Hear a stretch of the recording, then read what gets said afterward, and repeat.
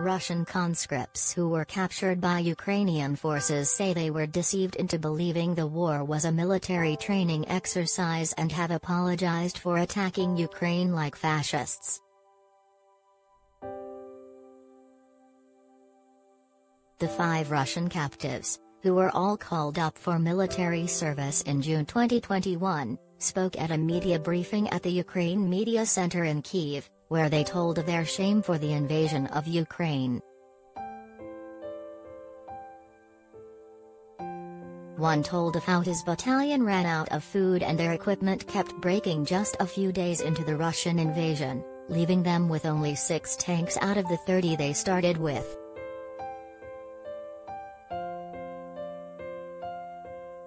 Alexander Morozov, 22, from Moscow, who was called up for military service in June last year, and is a private first class, part of the basic workforce strength in the Russian army as a junior soldier transitioning up the ranks.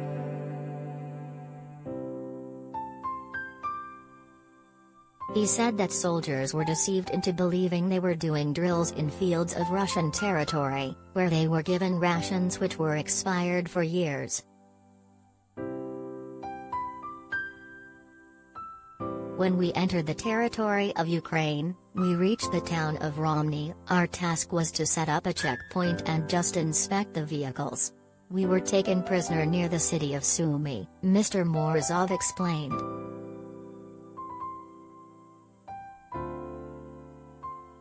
I thought that we would be beaten, humiliated, given no food or water in captivity. As a result, it turned out the opposite. We were given food, water, we had a place to sleep, we were given warm clothes. The 22-year-old told of how their equipment was continually breaking down as they drove towards Romny.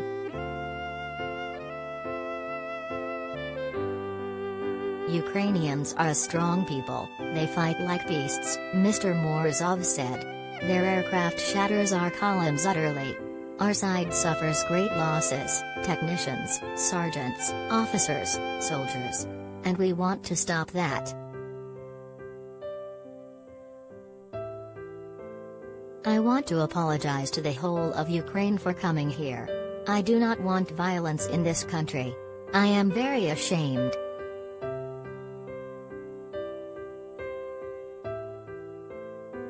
He added that Vladimir Putin is lying for telling the world that there are no conscripts taking part in the military operation.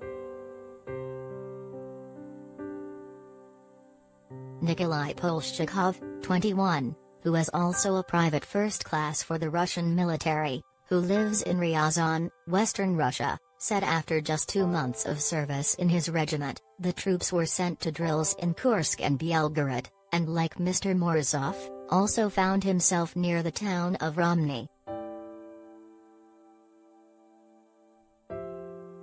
He explained that by the end of the exercises, their military equipment was marked with the letter Z and was being prepared for combat operations.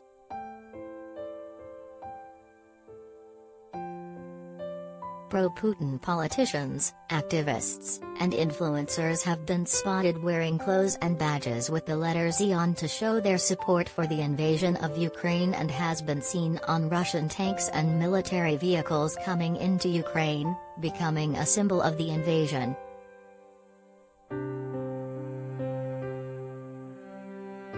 I want to appeal to the citizens of my country, to parents whose sons are serving and whose children are going to serve.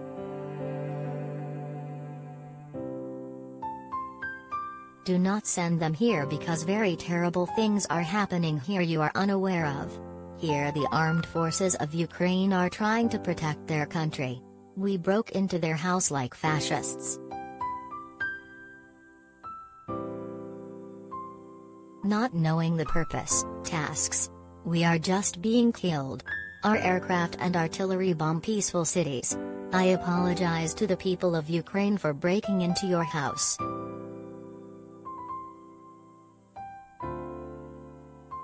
We came under fire, I was wounded and I saw many people killed, many wounded.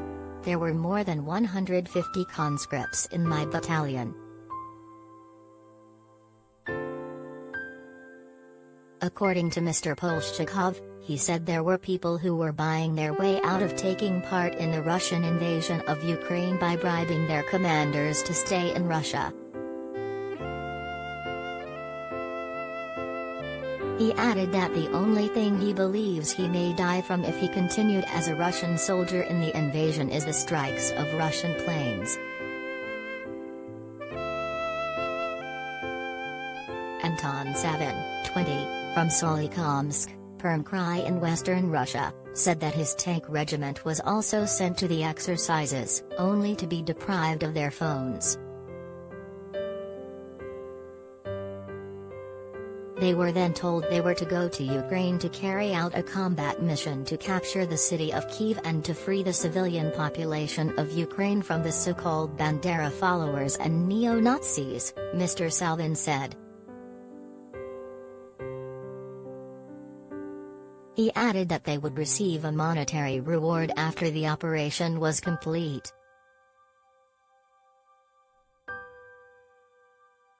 We did not have the opportunity to escape from there, we were put in tanks. And on the morning of February 24, we were already in the territory of Ukraine, Mr. Salvin said. In a few days, we ran out of food. Our equipment was breaking on the way. There were only 6 tanks left from 30 and 2 armored personnel carriers. Nyazakhanov, 20, was another troop taken as prisoner by Ukrainian forces, which he said was scary at first, but they were all quickly given medicines, change of clothes and were treated well. He said, "This is a senseless war in which we were thrown, conscripts who have not seen real hostilities.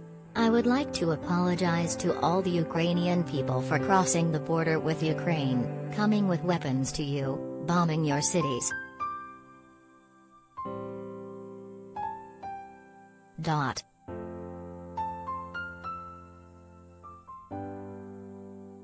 There was a morning lineup, and we were told, for those who did not understand, you are in the territory of Ukraine. And all the statements by Vladimir Putin that there are no conscripts in his military operation are lies.